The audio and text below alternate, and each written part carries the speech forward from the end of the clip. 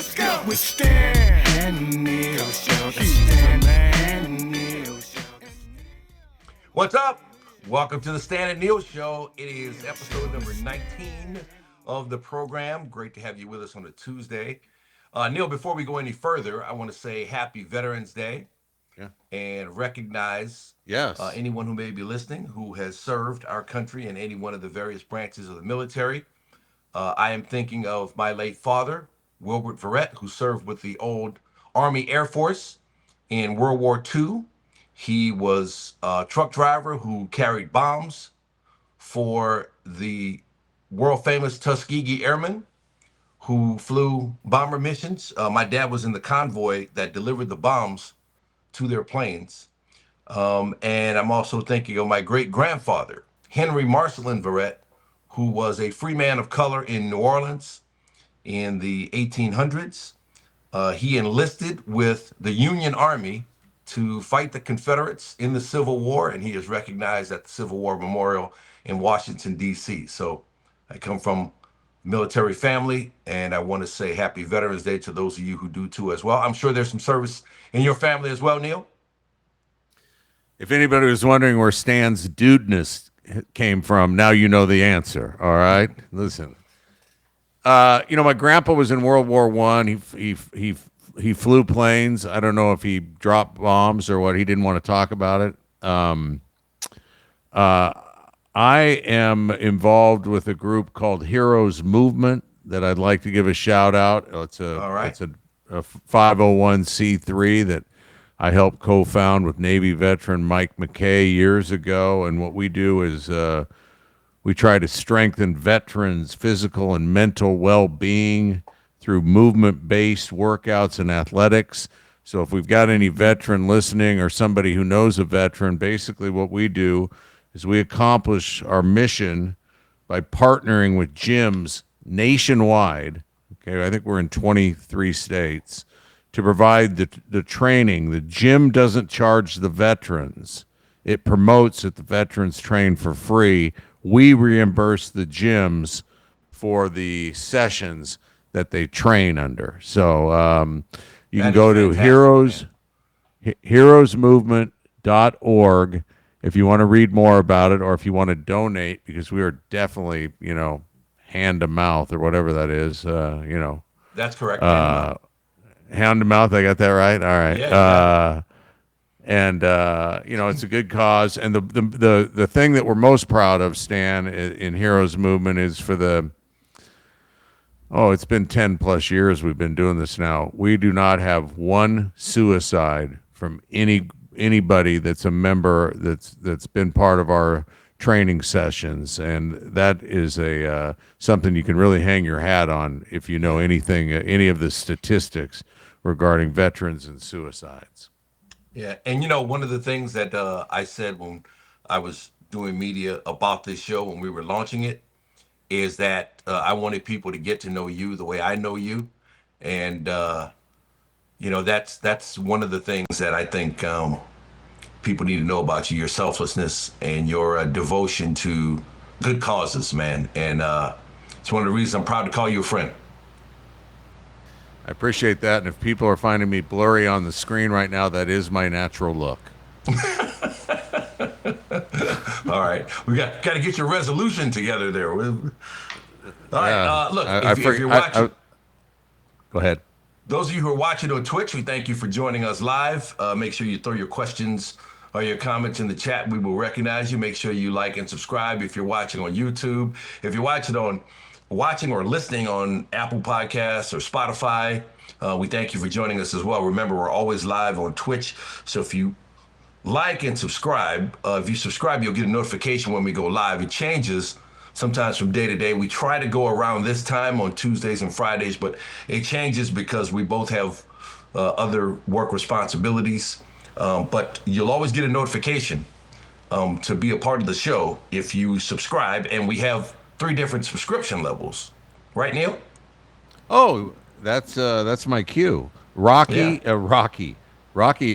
is me this hour. I'm gonna need a triple double from you, Stan. Okay, all right, I got you. We got rookie, All Pro, and Hall of Famer. By the way, Auntie Al says thank you to the veterans.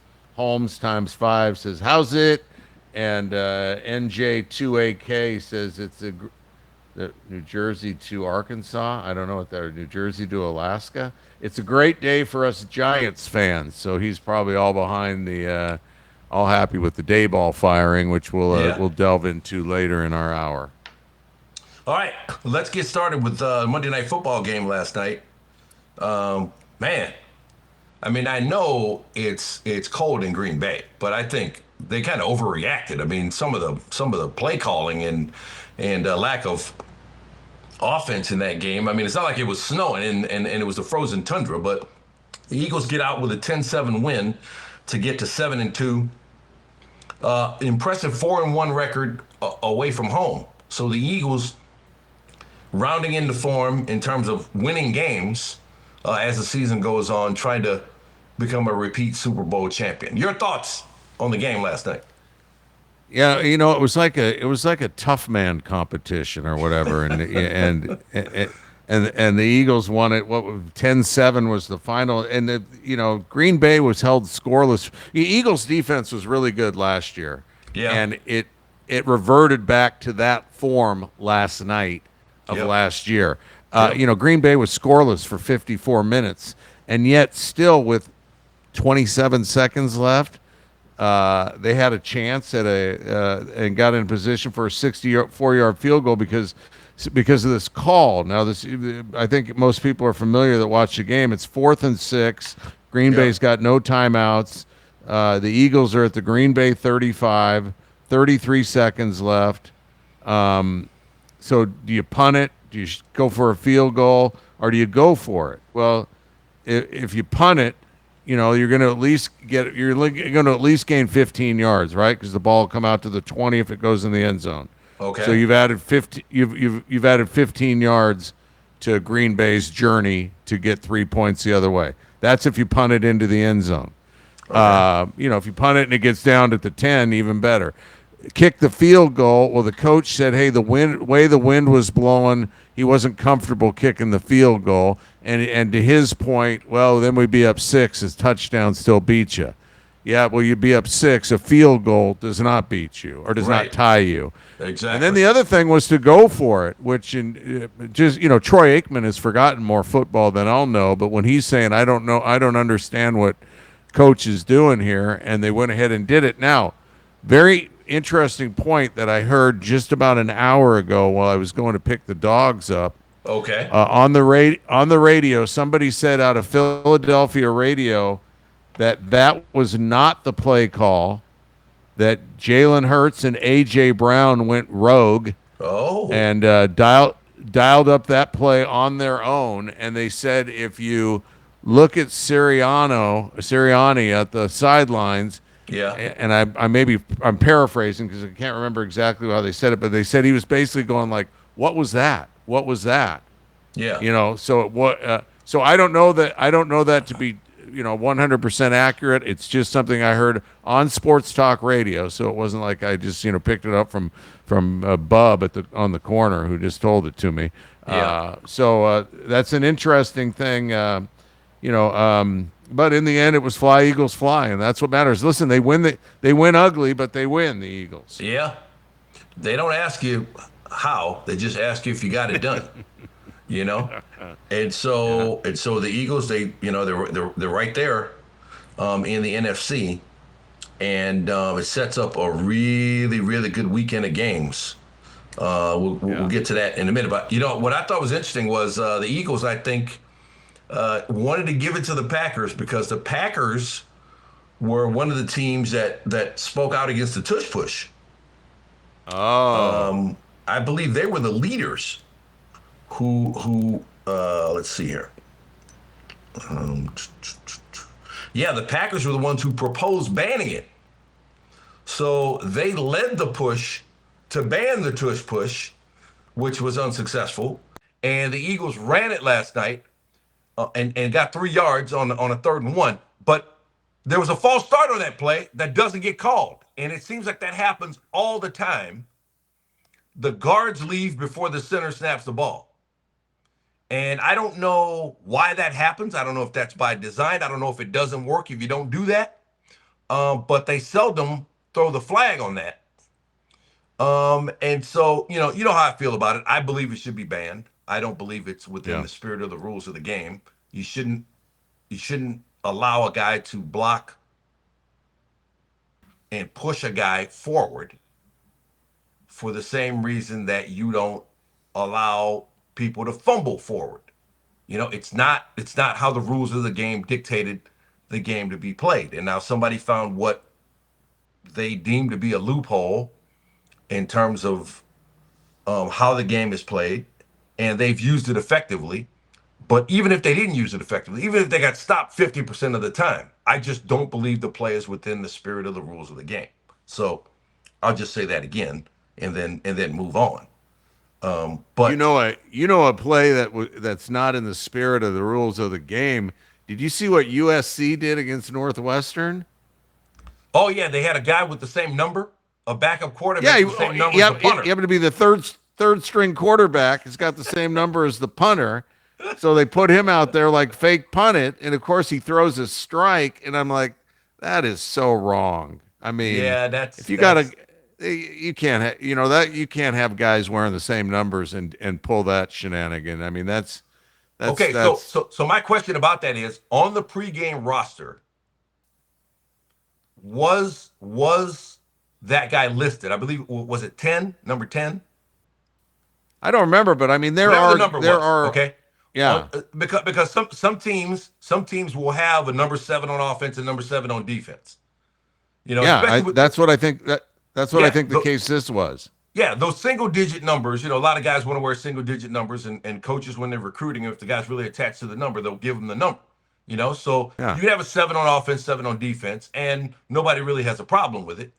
But I wonder if that player was listed pregame as, hey, number 10 on special teams and number 10 on offense, or if they just didn't list one of them, or the other guy switched numbers. I don't know. I'll have to look that up.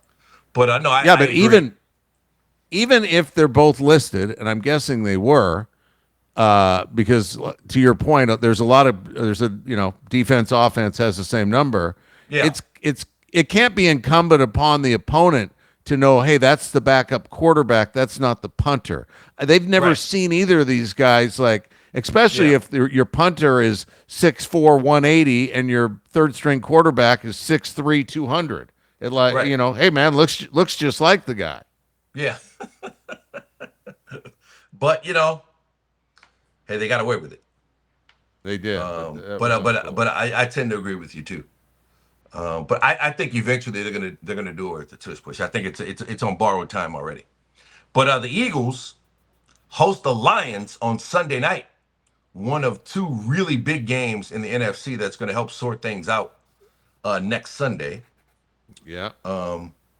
Along with Rams and Seahawks. Seahawks, right? Rams has got to be Rams. Yeah. Saints on a bye. Back to that. I might go to that game. You might go to a game. I've never been to an NFL game that's not a Saints game outside of work. Really? Really. I've really had no interest in going to see. I can watch it on TV. I really enjoy watching NFL games on TV. And so I'll watch anybody play on TV. But in terms of actually physically getting up and going to a stadium, I'm only motivated to do that if it's either a work situation or it's the Saints. All right. Well, you were saying going back to the Eagles game. Oh, yeah, going back to the Eagles game. I mean, listen, if you're Green Bay's defense and you hold the Eagles, the reigning Super Bowl champions, to 10 points, you got to be leaving that field going, what the hell's going on with our offense? I thought Jordan Love was the second coming of Aaron Rodgers, who was the second coming of Brett Favre, who was the second coming of Bart Starr. So, where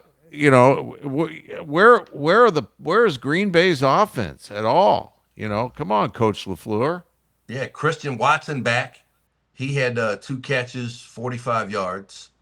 They did a pretty good job on Josh Jacobs. He only had 74 yards.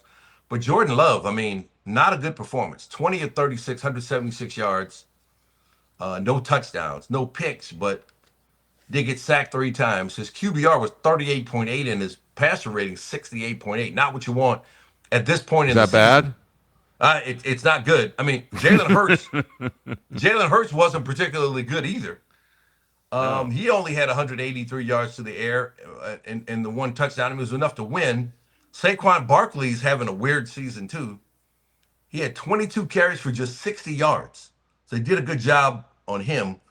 He's only got 579 yards rushing so far this season. Now, for an average back, that's not terrible. He's 15th in yards, and he's tied for 6th in carries.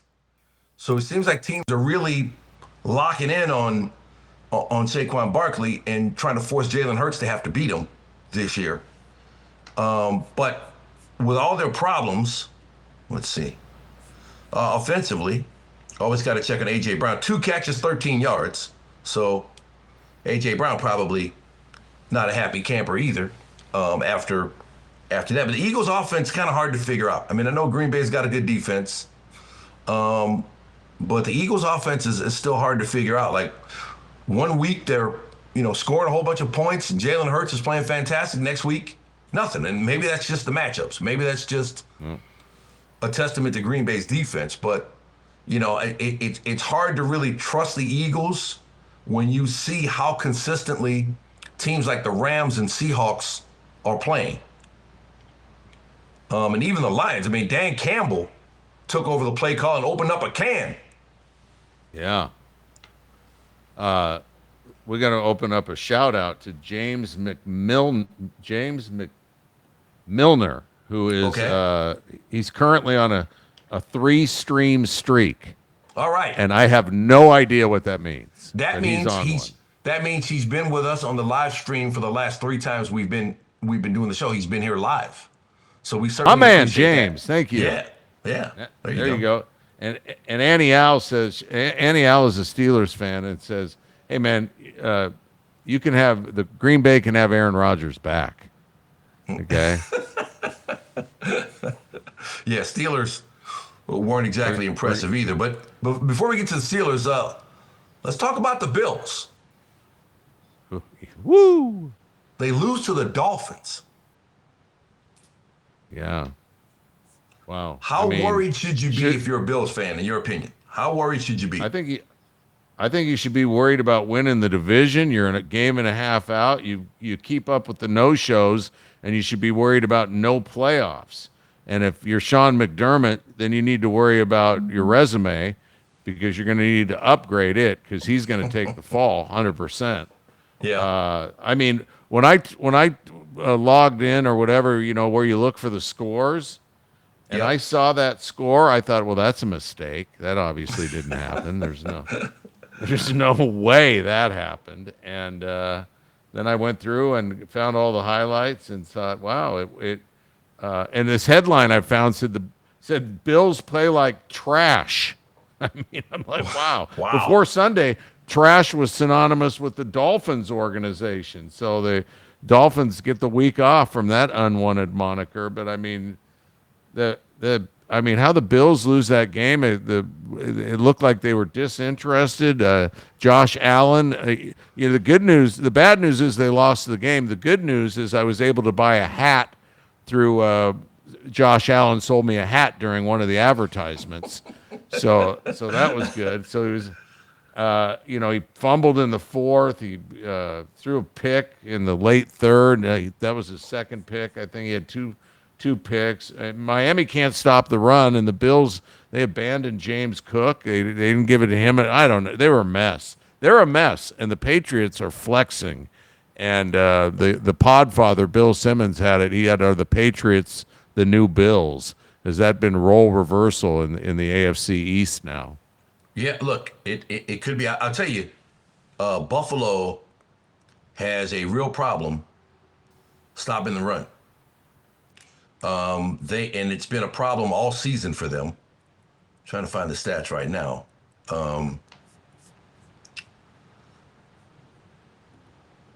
Because they just can't stop anybody. Let's see. Yards per game. Somebody wrote that Josh Allen is still the favorite. ASAP Justin, that Josh Allen is still the MVP favorite. Wow, that's interesting. No way.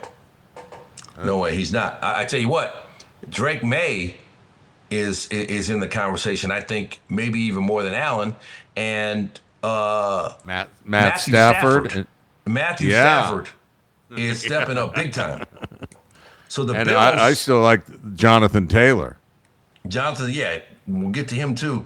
The Bills giving up almost 148 yards per game on the ground, and that is third to last.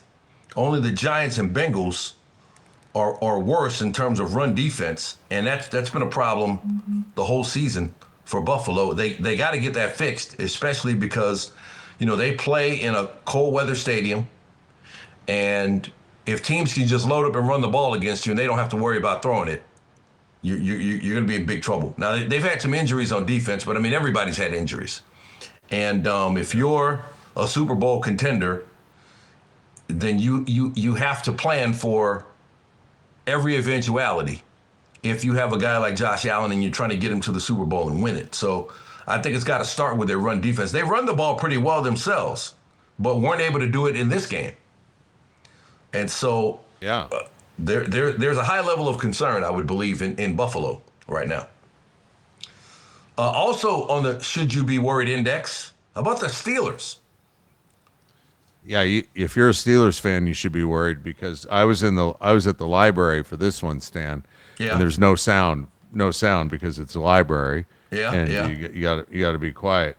And every time I looked up and the Steelers had the ball, I thought Aaron Rodgers looks beaten. I mean, he looked beaten. His face looked beaten up. He had an awful game. His demeanor exuded a lack of inspiration. Afterwards, he said he's got to be better. He couldn't be much worse than what I saw.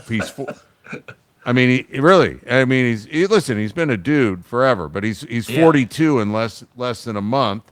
Yep. And I don't know if this was an aberration or the beginning of the end or somewhere in the middle, but Mike Tomlin said he had no concerns about no long-term concerns about Rodgers. I think that's because I don't know if Tomlin's going to be there long-term or if Aaron Rodgers is going to be there long-term. There is no more long-term with Aaron Rodgers. He's one and done. There's only short-term left. So there's no long-term. So, he's right to not be concerned long-term. He needs to be concerned short-term because that's all he's got left. I mean, his rating 50.6, 16 to 31, 161, 1 touchdown, 2 picks. And the thing is, they abandoned the run. They only ran the ball 16 times and only had 73 yards, and they threw it 31 times. So, I mean, I don't know. I mean, the Aaron Rodgers experience has not worked since Green Bay. Yeah, New Jersey to Alaska says he's washed. He's been washed for years. Somebody wrote, and this is why you love the internet, because if it's on the net, it must be true. Somebody wrote that Rodgers struggles in games that start late because he gets tired. That game had an 8 p.m. start time, and they said Rodgers is a guy whose ideal start time because of his age is between 1 and 4 p.m. In other words, he had a bad game because it was past his bedtime. But, I mean, isn't there a mushroom for that? I mean, isn't there an energizing mushroom that will help you stay up late? I mean, if there is, I would know about it. He would know about it. Ayahuasca or whatever. What's that do? Yeah. What does that do? Ayahuasca? Is that how you say it? Is that? I think it makes you see touchdowns. So he might need to see a guy. I got to see a guy about a guy. I mean, I go to bed at 9:00, but I got 20 years on Rodgers. So I understand when it gets late and you're up doing something, like if it's a Blazer game and it's one of those 7:30 starts on the West Coast, and all of a sudden you're in the post-game show at 10:00. I'm like, whoa, I'm tired, man. So let me ask you this: Have you found that you were able to just slide right back into normal hours? Because we've been up late for more than 20 years. Were you able to just slide back into going to bed early after doing late Sports Center for all those years? Yeah, I was. It was pretty quick and it was pretty enjoyable because it was my wife saying, "I'm going to bed. Do you want to come?" And I'm like, "Well, I can go lay next to my wife, or I can sit here and watch, Hogan's Heroes reruns." I'm like, that was an easy choice. It's funny. My wife's the same way. I mean, it just keeps getting earlier and earlier. Like sometimes we'll watch like the Sunday night football game. It's 8:30. She's like, "Babe, I'm Yeah, tired. I'm going to bed." And I'm like, "It's 8:30. Like it's yeah, 8:30. Like I just feel old going to bed at 8:30." But it's the same thing. I'm like, yeah, "Okay, I'm gonna stay up, but I'll watch TV in bed." You know what I mean? yeah. Because I can't go to sleep at 8:30. If I go to sleep at I, 8:30, I'm gonna wake up at like 3:30 or 4 o'clock, wide awake. And yeah. then the whole day is just a jumble because if you can't go back to sleep and then you stay up until like 7, then you fall back asleep and then you're sleeping until 10 or 10:30, then you get up, you're all groggy, so it's just a bad scene. So I gotta stay up till at least like 11. Yeah, I got back on a flight last night that got me home at about 1 a.m. I walked through the door, man. I was crawling through the door. I couldn't hit that bed quick enough. Okay. All right. All right. So so Steelers in trouble. Bills in trouble. How about the Baltimore Ravens? Once left for dead, the Baltimore Ravens are now 4-5 after 3 straight wins, and the Steelers are starting to feel them in the AFC North. Yeah, I think they're game out, aren't they? And listen, Yeah, those who had the Ravens in the Super Bowl, and I believe I'm talking to one of them right I now did indeed. on they got to be, you got to feel pretty good about looking at that division and where it stands, because Cincinnati and Cleveland are headed the other way. But Yep. Joe and Burrow did return to practice this week, though. So okay, so yeah, Cincinnati's may have a pulse. Cleveland, we're last right. Sorry, but the Ravens are playing pretty good, and Rodgers has got to get it together, or that's going to be the Ravens passing the Steelers on his left. yeah. I saw a graphic when the Ravens were going through all those injuries about the amount of money in salary they had on the sideline, and it was like $400 million, some crazy number about, hey, all the guys they're paying are out, including starting at the top, Lamar Jackson, and then Roquan Smith, who is the leader of their defense. He was out, and so now they're getting healthy. That defense had 3 takeaways, including a fumbled kickoff return, and they've gone from 1-5 to 4-5, and starting to play like an elite team again. And again, as we get into cold weather situations, they can hit you with the two-pronged running attack of Derrick Henry and Lamar Jackson. So that's a developing situation to watch there in the AFC North. Malachi Starks, Marlon Humphrey, each with picks. So yeah, Baltimore's looking good. I think I saw a discussion, I believe it was on ESPN, about the quarterback under the most pressure to either get to the Super Bowl or win the Super Bowl. And they had Lamar Jackson as that guy. And I started thinking it's not, I don't think it's him because of the problems that the Ravens have had. I think it's still Josh Allen. Especially because they beat the Chiefs again in the regular season, but they haven't been able to get past them in the playoffs. And so I think it's still on Josh Allen to get to a Super Bowl this year, especially because until recently, the last month, the Bills look pretty good. Beat the Ravens to start the season, and they were looking pretty good. The last month they've kind of sputtered here, culminating with that loss to the Dolphins. But who do you think is there more pressure on Lamar Jackson, or is there more pressure on Josh Allen? Wow, that's a great question. I think Allen's the reigning MVP, right? Or is he your Yeah, MVP favorite? Yeah, he's your reigning, yeah, right? yeah. I, woo. I mean, that's like we have to go to a photo finish Yeah. on Lamar and Josh to see which one of those guys. It's like Lamar Jackson's got the can't win the big one tag, and then Allen's got the can't beat Kansas City tag, which ends Yes. up always being the big one.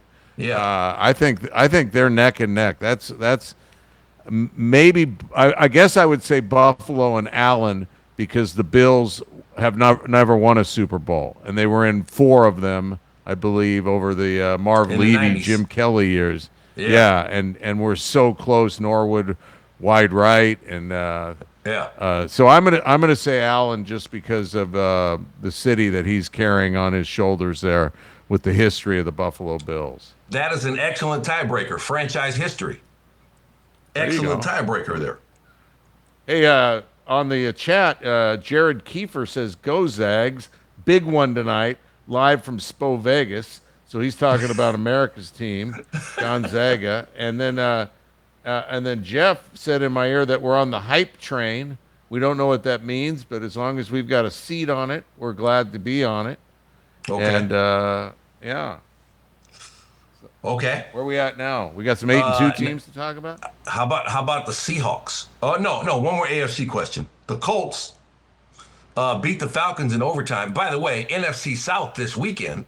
Saints win, Falcons lose, Panthers lose, Bucks lose. It's a great weekend in the NFC South. I especially enjoyed watching Jonathan Taylor put 244 on Atlanta. Atlanta, as Linda Cohn would say, fraudulent. Linda's birthday was yesterday, by the way. Linda's birthday yesterday. Linda's birthday yesterday. Linda Cohn. All right. Yeah, we love Linda. All right, so Jeff wanted us to ask about who's the best 8-2 teams. Okay, so you got the Colts, the Broncos, and the Patriots. What do you think? I trust the Colts the most. I think, with the exception of that turnover-riddled game against the Steelers, they've been really consistent. As much as I love the passing game, running the ball is just so important. You know, I think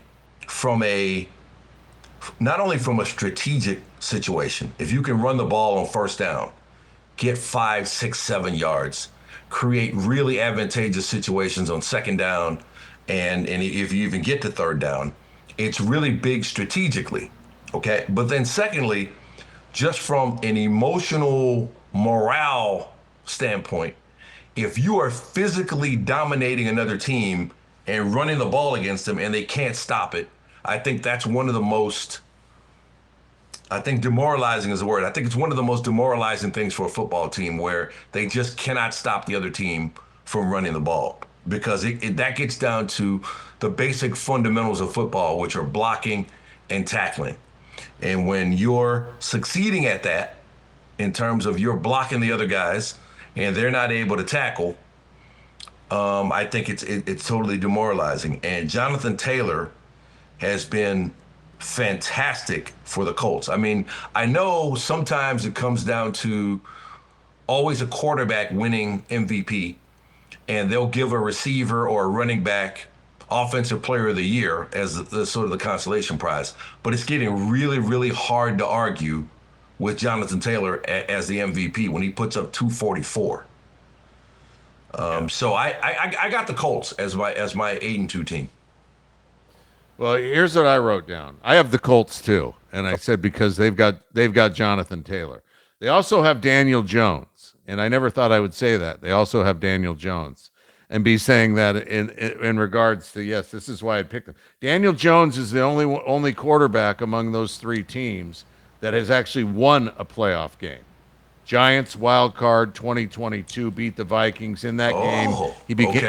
He became the first player in NFL history to pass for 300 plus yards, run for at least 78 yards, and throw 2 touchdowns in a game. So as bad as his Giants career was, there was a moment of greatness, and it was in that wild card round win over the Vikings. Bo Nix, who I love, lost his only playoff game to the Bills last season, but the Broncos coach has won a Super Bowl, so he's got that going for him. And then Drake May has never played in a playoff game, but his coach has a Super Bowl ring collection as a player. So there's arguments to be made for both the Broncos and the Patriots, but I think the biggest argument is Jonathan Taylor and Daniel Jones has played in a playoff game. Yeah, man, Jonathan Taylor, man, if he breaks the line of scrimmage, he is a threat to go all the way at any point. And that home run threat and his overall productivity, is one thing, but the home run threat really keeps you up at night because you break off, a 75 yarder, 80 yarder. I mean, that just guts a defense when you give up those kinds of runs, and he's been doing that. So yeah, I like the Colts. I mean, the problem for them is going to be, I mean, you point out Jones has done it before, but when the lights get really bright, as the season goes on, they're going to get these flex games now, and I think we're going to see them on national TV a lot more than we have because you you correctly pointed out they're like Ohio State. They're really really good, but you just don't see them. Yeah, all you see is the final score. Ohio State beat Purdue 42-3, and you're like, when, where was it? Yeah, yeah. The Colts are kind of like that too, but I think that's going to change. And so, how do they deal with success? John Totten. Oh yeah. Yeah, our one of our former producers. Love John Totten. He's a producer at ESPN, and we started the same day. We used to always talk about it with golf all the time. We make a joke about handling success because you get out, you're playing golf. You birdie the first hole, you make a par on the second, you birdie the third, you make a par on the fourth. You get to like 7 or 8 holes in, and you're like under par or even par. You start saying, "Wait a minute, man, I'm not this good. I'm not this good." At some point, this triple bogey is going to show up here, and you start guarding against that, and then you ruin your momentum because you just can't handle the success that you're having. Instead of just saying, "Okay, look, I'm going to ride this hot streak for as long as I can." So that's going to be the challenge for the Colts, handling success that they haven't had. So we'll where's your golf game at these days? I've become a weekend golfer now. I'm really only playing on Saturday because I'm working so much, and so it's been kind of a mixed bag. The last 2 Saturdays have not been good, and I've been reaching in my pocket and pulling money out instead of putting money in, and that's never a good feeling. So I got to find some range time amid all this broadcasting and podcasting. I got to find some range time during the week so that my Saturdays are a little bit more fun. Yeah, just tee off from your deck up there. You'll get some air out off your drives off your deck. Woo! Yeah, man. All right. How about those Seahawks? Yeah, man. Yeah. They may be the best team in the NFC. This is going to be interesting. There's really, I've got 4 teams that I like in the NFC.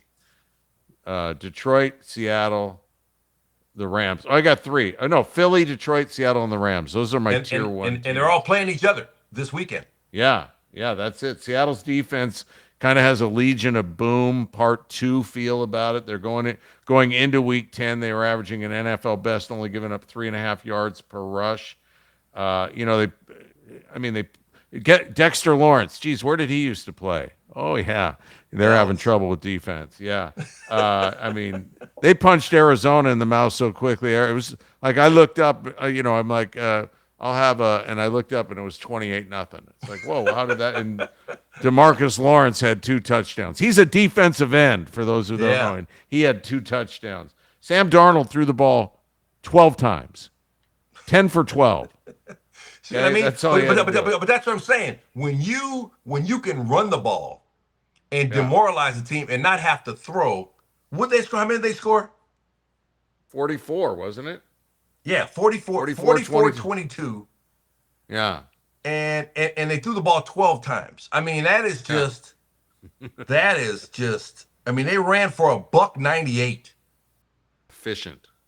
I mean, just that attacks the man in you. You know what I mean? When a team puts 198 on the ground and then 44 on the board and they throw the ball 12 times. And even when they threw it, they completed 10 of the 12.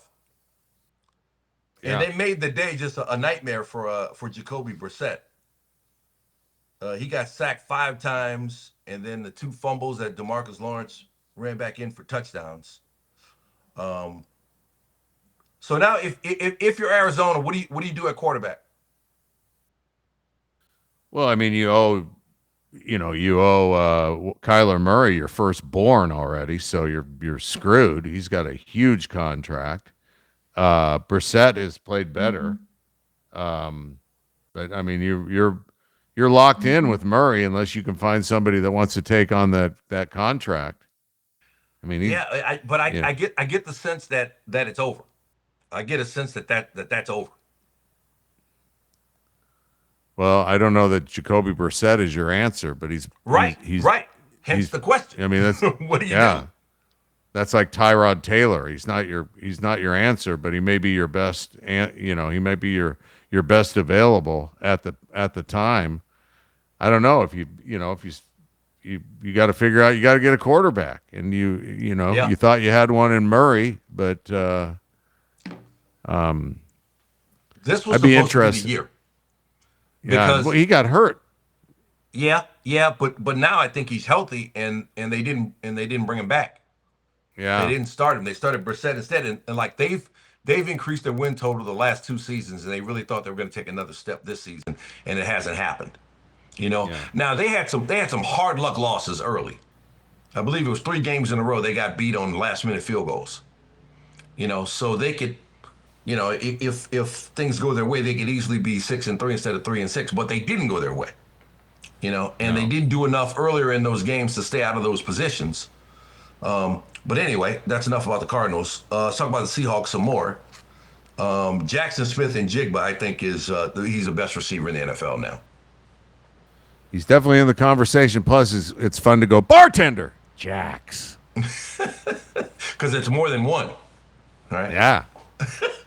And I'm telling you, Rashid Shaheed, man, before it's over. Now you got Smith and Jigba, Cooper Kupp, and Shaheed.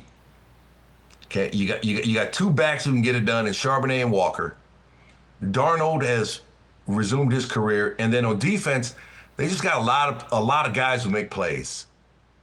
And they do. Now, they don't beat themselves. Darnold has got to rid himself of the ghosts of playoffs past, though. Yeah. He's blinked. He's had that deer in the headlight look in the playoffs before. But hopefully with the complement of players around him, both offensively and defensively, that boosts his confidence, and he plays like Sam I am. And I'm really impressed with Mike Macdonald as a coach. They always look like they're prepared because these quick starts, like they jumped on the Saints like that too.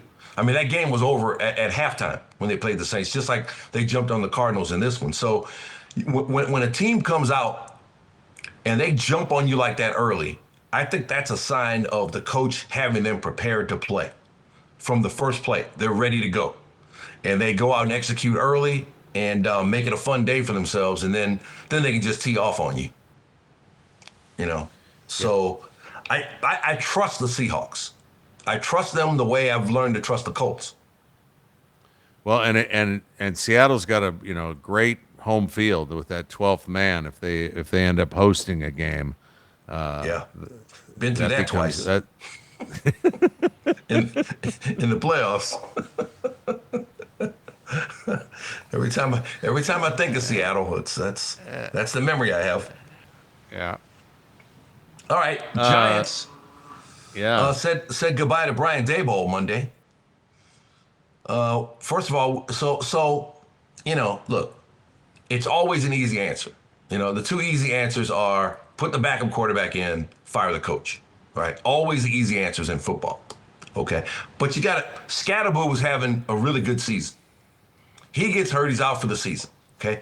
Jackson Dart banged up now, okay? So, I mean, first of all, you got to a point where you were counting on 2 rookies to try to get the job done for you. And they were playing well for rookies, okay?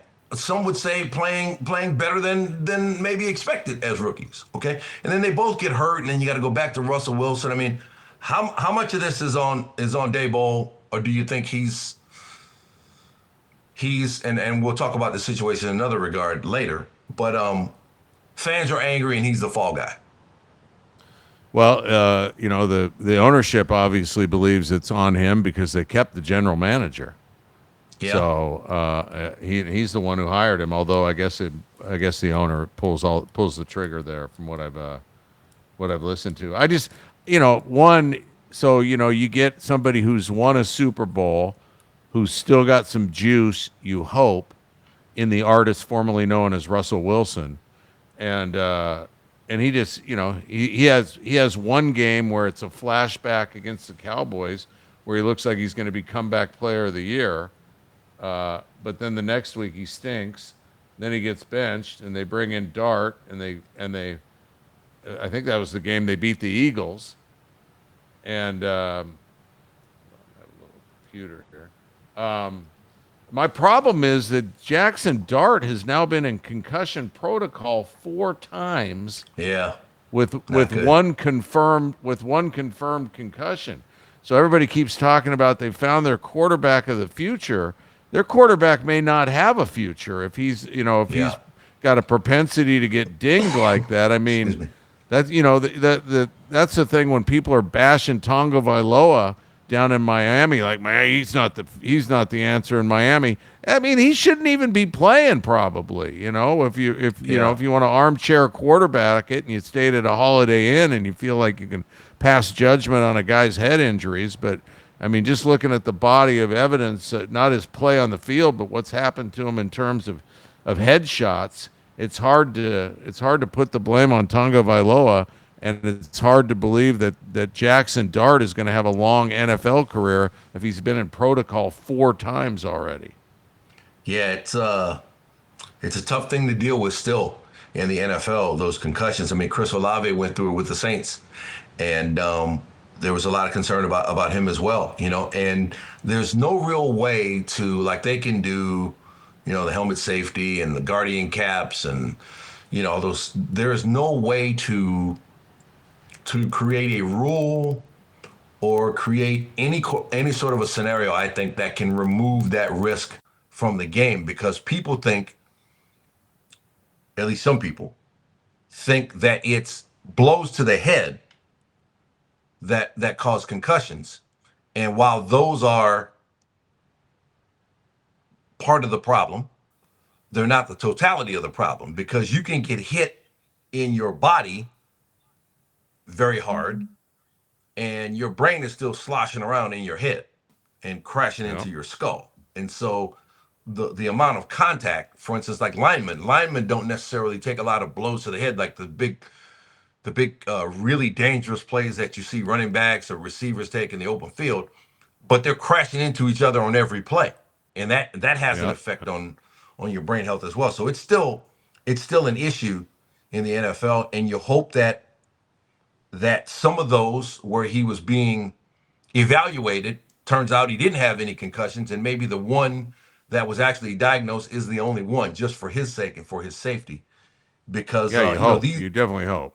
Yeah, I mean, these are young guys who have been dreaming of playing in the NFL their whole lives, and here's the opportunity, and they're doing it, and it's just the nature of youth that you have these feelings of invincibility. And so you'll go out, especially when you're a big, strong athlete who's always been able to perform physically, you think, okay, well, I'm going to be okay. I can keep playing and I'm fine. But you're not fine. And so, you just hope for his sake that his brain health is okay, and that he can continue his career if that's what he needs to do.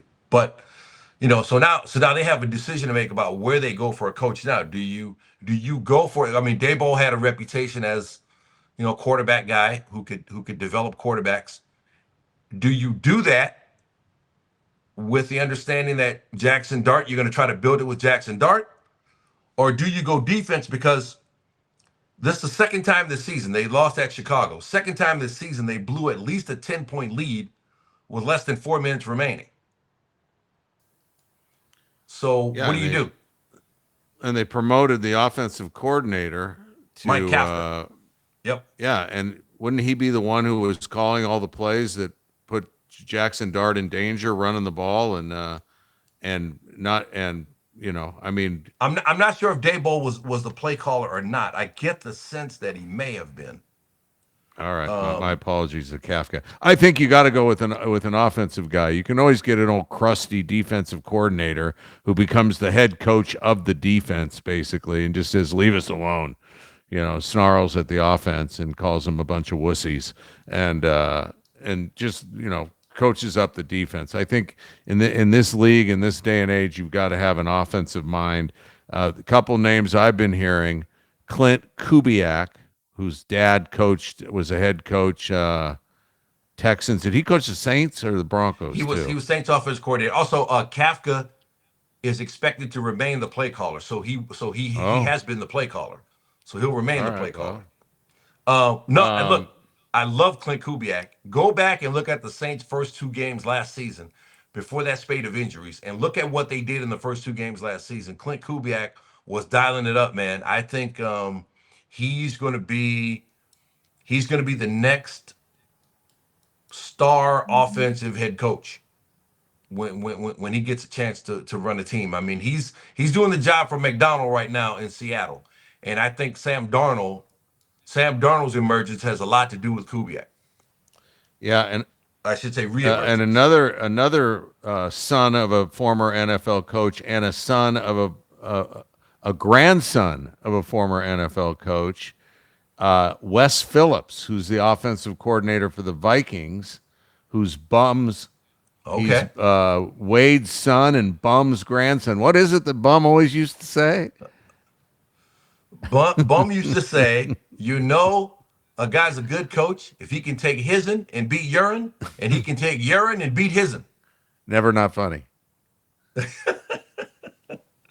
So you got 2 guys with pedigree right there, but a name I'm hearing bandied around. I'd be interested in your opinion because he coached in the league before, but at the time he was the youngest coach in NFL history. Lasted 20 games with the Raiders. Now at Mississippi, Lane Kiffin. Your thoughts? Man, Lane Kiffin's got a lot of options, man. He doesn't have to go to LinkedIn and look for a job. I mean, he's got a good job already. You know what I mean? Mississippi, and then Florida's out there, LSU's out there, and UCLA will be out there. UCLA, yeah. I mean, Penn State. I mean, there's some jobs out there, and he's the prettiest girl in his prom week. And so he's gonna have a lot of choices. I don't know if, I think of him as a college coach. And I think he can make a whole lot of money as a college coach. And with these buyouts the way that they are now, it's almost like an insurance policy. All you have to do is get the job and you're going to get your money. Because you see Brian Kelly's like, I want all of it. And there's no settlement. Oh, yeah, I want every dollar you owe me. So I don't see an upside unless Lane Kiffin just wants to prove it as an NFL coach. I just don't see an upside of him leaving. I mean, he can demand pretty much whatever he wants. With those jobs out there, he can go to the highest bidder and get whatever he wants. So I just don't see a lot of upside for him going to the NFL. I mean, why would you do it? Because it's the NFL. You travel better, you stay at better hotels. You're the biggest game on the planet. Sorry, cricket. Yeah, the challenge. Yeah. You want to succeed at the highest level, but yeah, I don't know. College seems really comfy. You lasted 20 game. Yeah, but you got to deal with the NIL in college and all that. I mean, granted, great. You got to, the pros. You got things to deal with too. But maybe he's got a bad taste in his mouth from the one shot he had, and Al Davis didn't give him much of a shot. But 5 and 15. I look at his ability to recruit, even in the NIL era. I mean, his offense is a fun offense to play in. If you're a quarterback, receiver, or running back, that's a fun offense. You're going to score points. And so I think that'll really help him with recruiting, especially in the SEC. Plus he coached Jackson Dart, right? Jackson Dart was his quarterback in college. Yep. Yeah. Yep. So, I mean, he's got a good track record. Oh, there you go. So you're thinking Giants. There you go. I see what you did there. Yeah. Right. All right. Hey, we got fresh off the press. What we got? We got college football playoff latest rankings here. So let's go through them. I got them handy right here. So Ohio State number 1, no surprise. Indiana number 2, no surprise. Texas A&M number 3. There we go. Oh, Jeff is on it. He's got him up there. Hey, now you said Indiana number 2, no surprise. I thought A&M might jump Indiana into second after Indiana needed that miraculous comeback and catch to beat Penn State. Yeah. I see the argument there, but they won. Is it enough to move them down if you win? It's a conference game. It was at home, but still, it's a conference game, and Penn State, not who we thought they would be. It was at Penn State. Was it at Penn State? I thought it was at Indiana. Yeah. No, it was at Penn State. At Penn State. I'm pretty sure. Wasn't it at Penn State? I'm almost positive. I'm gonna look it up right now. Yeah, I've been wrong when I've thought I was almost positive. Hey, me too. So I mean, let's see. In fact, I've been wrong when I've been positive before. 100% positive. Those are the worst, wrong. Right? That's the ones that keep you up at night. When you're like, I knew for sure. It was at Penn State. You were correct, sir. All right, especially when it's your wife who says, "I told you so," and then you're like, "Oh yeah." Those are the absolute words. When you're sure, that happened to me. I was in a spelling bee, and it stuck with me all this time. I was in a spelling bee, and I got the word opportunity. Okay, and I used to win spelling bees all the time. Like, I think this may have been the first time I ever lost a spelling bee, and I spelled it OPPURTUNITY. Okay? And the moderator says, "I'm sorry, sir, that's incorrect." And I said, "No, it's not. It's OPPURTUNITY. You need to check that." Like, Mr. Verrett, it's wrong. I said, "No, it's okay, how do you spell it then?" OPPORTUNITY. I would have bet everything I had that's the way I saw that word in my mind. That it was because I don't know if it's the way you say it. Like, nobody says opportunity, right? Do you say it like opportunity or just opportunity? No. Opportunity, right? So it sounds like a U. And when I saw it in my mind, I saw it as a U, but it was totally wrong. But I was convinced I was right. But anyway, I hate it when that happens. And I was wrong again there. So Penn State, it was at Penn State. So Indiana. I mean, look, you win a conference game on the road against a team that is not as bad as it played. I mean, they had the lull. I go back to, again, I think Oregon broke Penn State. And they tried to recover and shock Indiana, but just came up short. So I Did you hear Gus on the call when Indiana scored? He lost it. He lost his voice. He lost it. He went super high pitched there. It was hilarious. I went to college with Gus. Gus was a year behind me at Howard University, and we've been friends for however long that is, 35 years, whatever it is. And I remember us dreaming of doing the things that we're doing now. And so he's a dear friend. I've always rooted for him. I always enjoyed his success. And it was great to see people.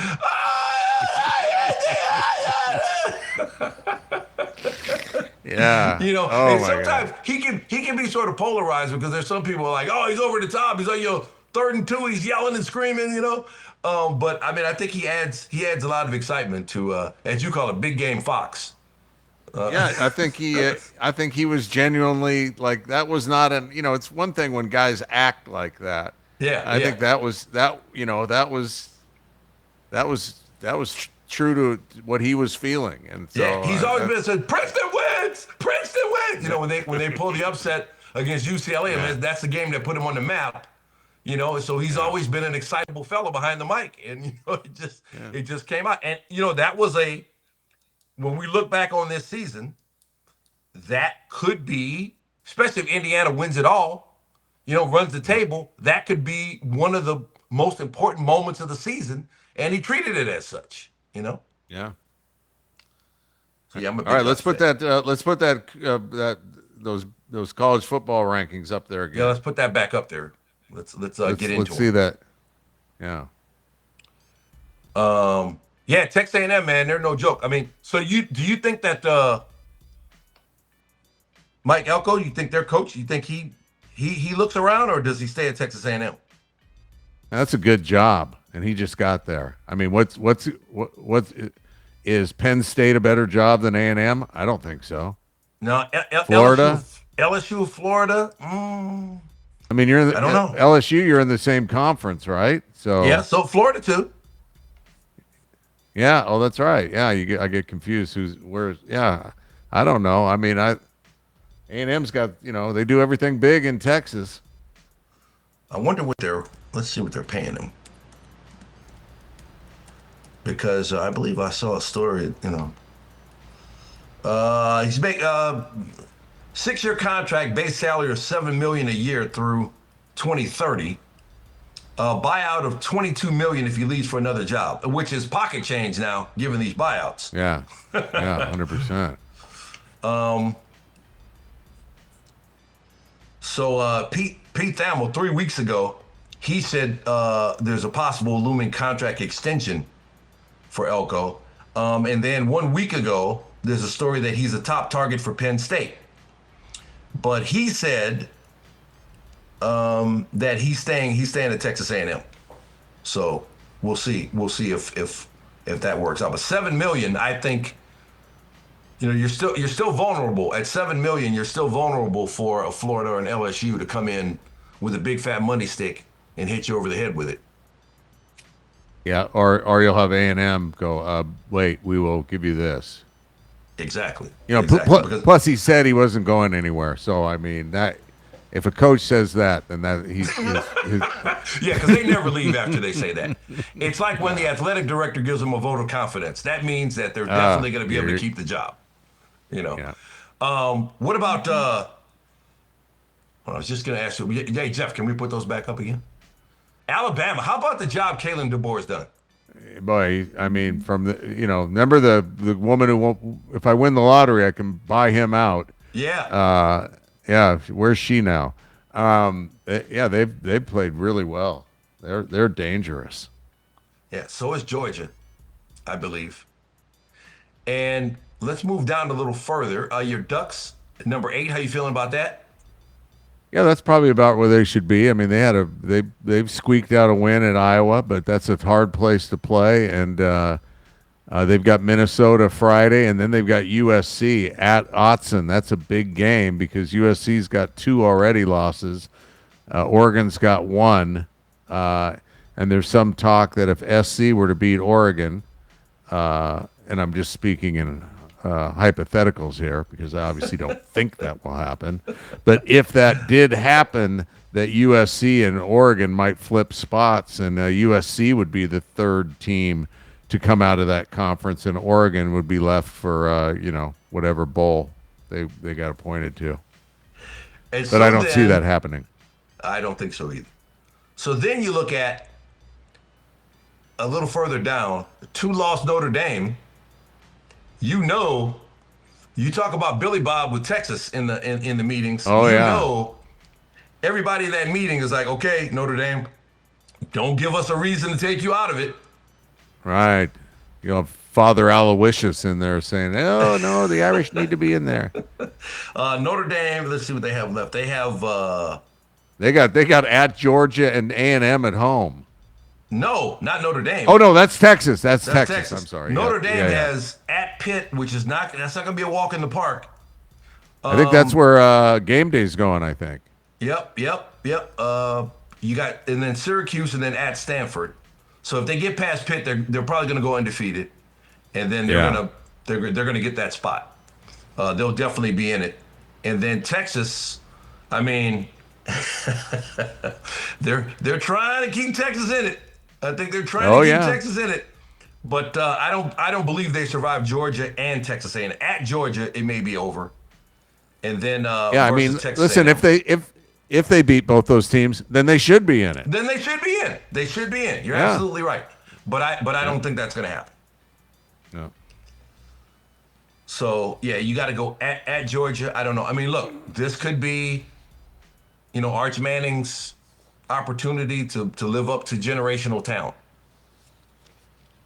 Everybody, generational talent. What did Senator Feinbaum said? He's going to be best quarterback since Tebow, and that hasn't happened. So maybe this is a chance to do it when they take on Georgia at Georgia. Who's your Heisman right now? It's got to be. It's got to be the kid from Indiana. Mendoza, Fernando Mendoza. Yeah, with that pass and that cat, Yeah, that's a Heisman moment.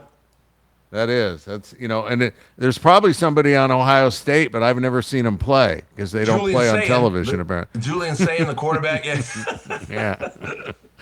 Yeah. No, the quarterback for Ohio State. I would guess he was in it, and you still got to. Oh yeah. All right. Yeah. So you got to have three. I don't know who my third would be right now. We're not supposed to talk about who we vote, so this is hypothetical. Those are two guys that I'm thinking about. I mean, I thought I was going to have old Dante Moore in there at the beginning, but he's fallen off a little bit. All right, let's do some NBA before we wrap it up because we've been at it for a while here. Let's play a little game of it's early in the season, but okay.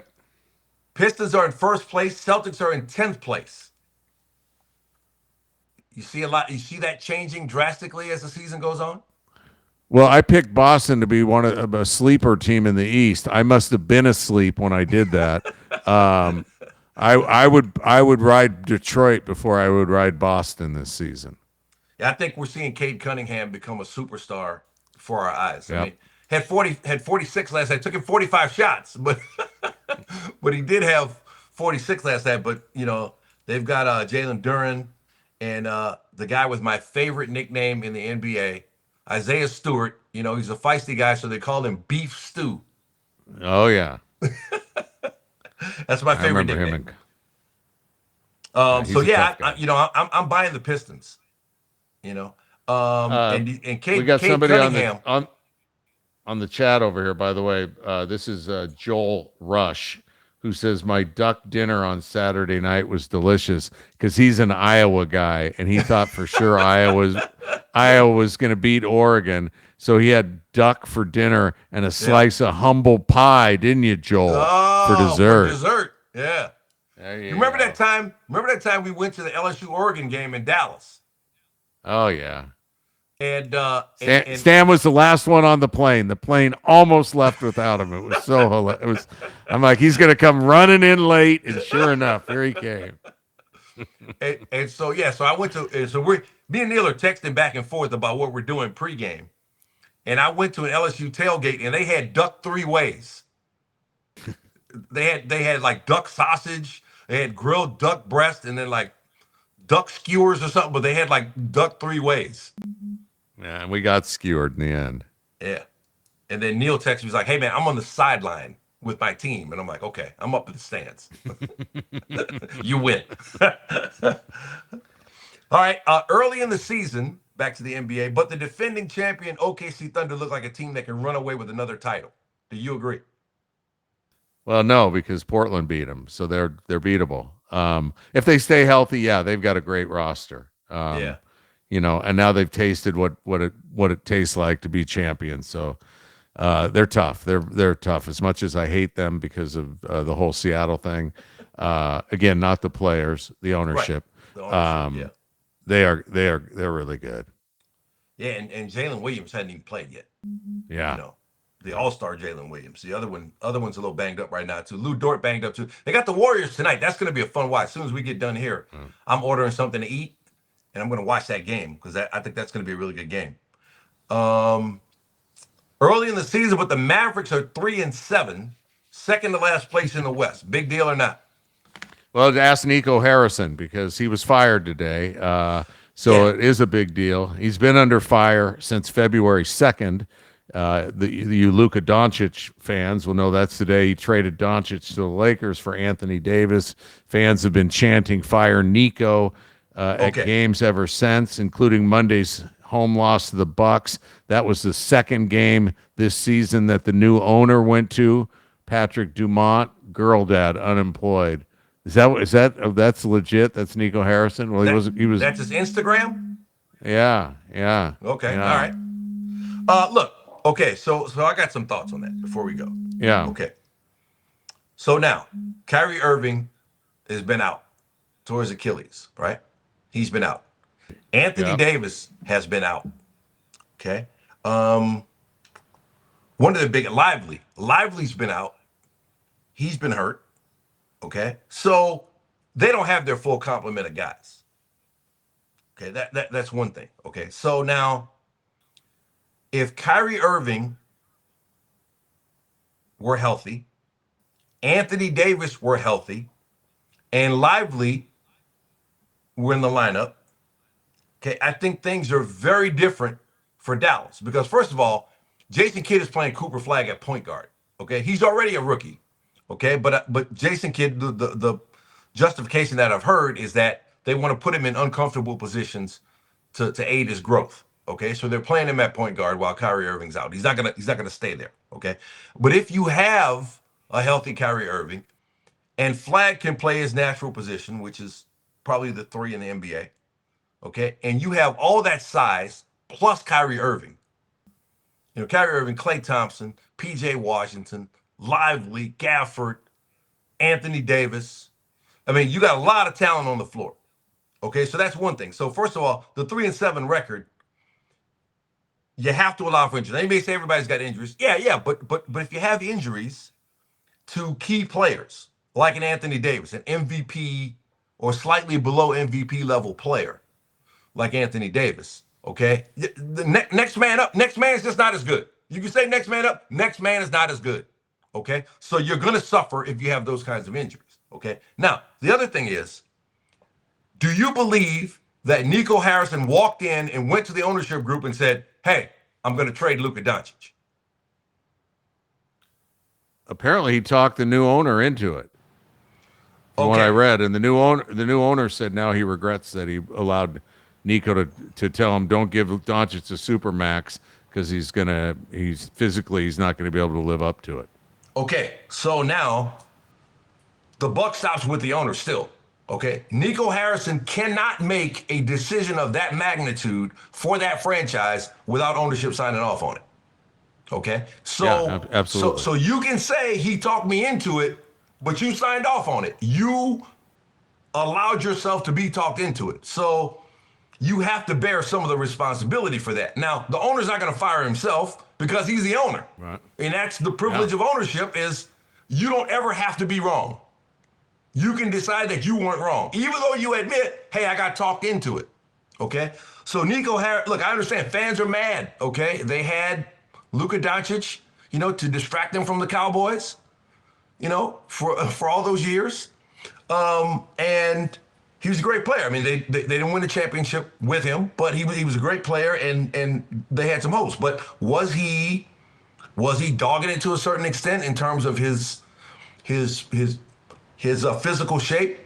Yeah, he was. And so, do you want to commit that kind of money to a guy doing that? Now, it's a conversation that they had to have.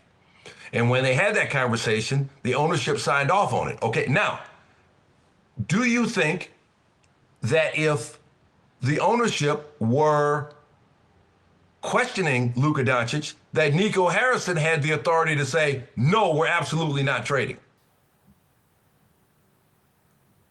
I think the owner could have said that, yes. Could Nico Harrison have said, if the owner wanted to trade Luka Doncic and Nico Harrison said, no, we're absolutely not doing that, what happens in that situation? Well, yeah, if the owner has instigated it, but that's not the owner's job.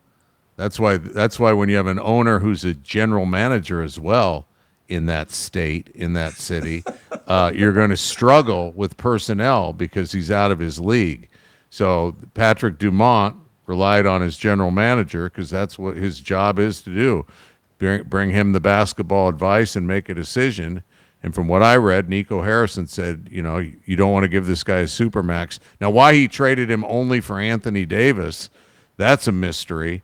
Okay, now, look, I think that's the strongest argument, I believe, that maybe you open a bidding process for him, once. But do you get maximum value if teams know you're going to trade him or know you want to trade him? I mean, you think there's going to be a bidding war and you'll get maximum value for him. But if you've already said, hey, look, Anthony Davis fits what we want to do, particularly because he won't have to play the 5 for us, which he hates doing. We got 2 guys who can do that. He can play the 4 where he feels most comfortable and where he thinks he can be most effective. And we got a championship roster here, okay? So I think the 2 things that I'm looking at here are, first of all, he couldn't make that decision unilaterally. And second, I don't think it's such a bad decision if they have the full complement of their players on the floor. Now, they didn't.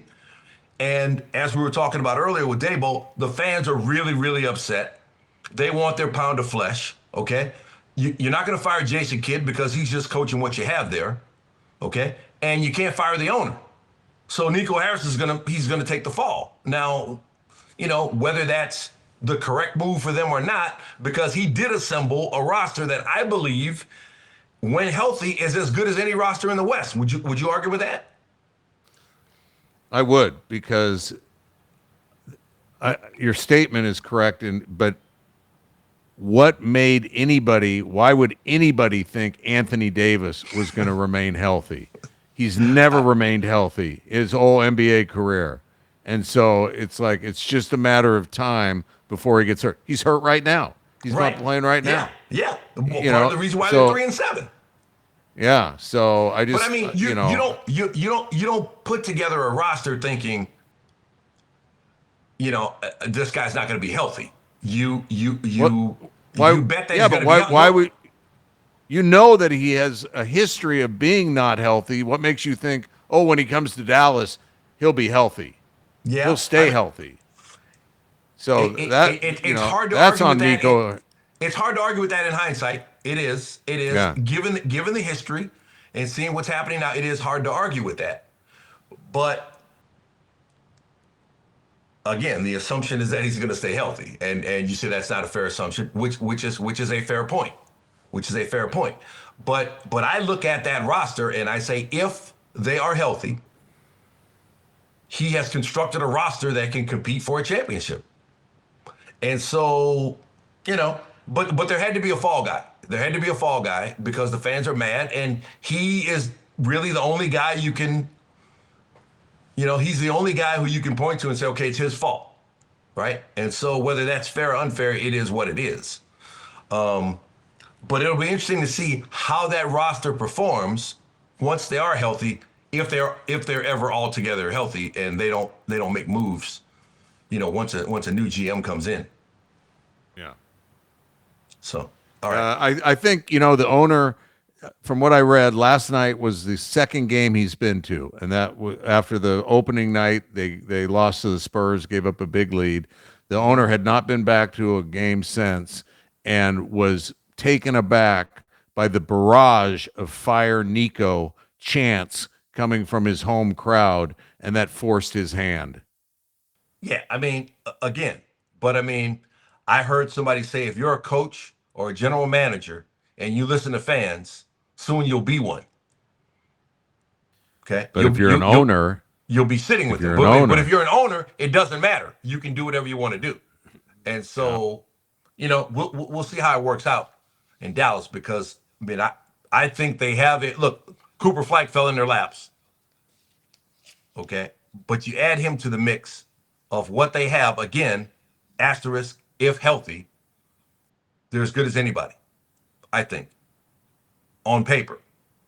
But as you say, they don't play games on paper. They play them on the court. So I think it's time for us to roll up the paper and say we're done until Friday. It is. All right, man. So are you going to be in Portland Friday? No, I'm flying to Spokane. Nephew Spencer's final collegiate soccer game. All right. Is Saturday, and so man, I got to be up there for nephew Spencer. Spencer's man, graduating from college. He's graduating from college, and he's already got a gig lined up paying him 6 figures. I remember him as like elementary school kid coming to hang out with us at the studio, and now he's graduating from college. Yeah. Wow. Yeah. He's aged 2 years for every 1 year we've aged. I don't know, man. My knees and ankles say that I'm keeping up with him in terms of aging very quickly here. You know? Oh yeah, my memory. I'm like, what happened? Yeah. But it. Oh, all right. Hey. Oh yeah. Friday we're gonna do it. Also, we were talking about Heisman guys real quick. Travis Hunter out for the season. Jacksonville irrelevant though, so it's not. Had knee it's not surgery. But he was coming along as a receiver. They were starting to use him more because Brian Thomas wasn't producing, and so they were using him more as a receiver. And so now it's he's done. Okay, what time are we on, Jeff? We're what time live? 11 a.m. East Coast time. 11 a.m. Eastern. Yeah. Wow. God, what horse's ass got us on the air? Oh, that was me. Got us on the air at 8 a.m. Hey, I got to travel Friday, so we got to come. As the comedian Lewis Black would say, I'm going to see how to do the show out of one bloodshot eye. So there you go. Yeah. I might just stay up all night. What time do you go to bed, fantastic. Neil? I haven't been to bed. Let's put it to bed. All right. Well, if you get the alert early, it's not a mistake. If you subscribe, you get the early 11 a.m. Eastern, 8 a.m. Pacific for the next Stan and Neil show. Hit it, Coach D. Let's go. How's it? Do you know what time it is? Let's go! The Stan and Neil show, the Stan and Neil show, the Stan and Neil show, the Stan and Neil show, the Stan and Neil show, the Stan and Neil show, the Stan and Neil show, the Stan and Neil show. With Stan, he's the man. And who's Stan's biggest fan? Well, it's Neil. And Neil, he keeps it real. And that's why Neil's the deal. Stan and Neil back together again. Spreading the love with all their old friends. Let's go! Stan and Neil back together for you. Keeping it cool, cause clothes are raw. The Stan and Neil show, the Stan and Neil show, the Stan and Neil show, the Stan and Neil show, the Stan and Neil show, the Stan and Neil show, the Stan and Neil show, the Stan and Neil show. Yeah. All right, let me hear it all back. See what we got so far. So, shout out to Coach D for the jingle, the Stan and Neil jingle.